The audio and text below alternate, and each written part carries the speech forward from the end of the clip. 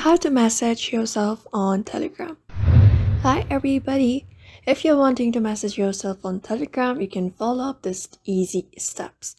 So for that, you can open up your Telegram into your device easily, and you should be finding your chats on your screen. So all you gotta do is from the chats, you need to head over to saved messages. You can go over to saved messages. If you don't have one, you can head over to a chat first, like this, and long press on it. After that, you can go ahead and tap on this forward option, and here you should be finding an option that says saved messages. When you go ahead and start of a conversation in saved messages, you will be finding a saved messages in your Telegram. All you gotta do in order to message yourself is head over to saved messages and type in the text that you want to message to yourself, something like this, and send. And that is it.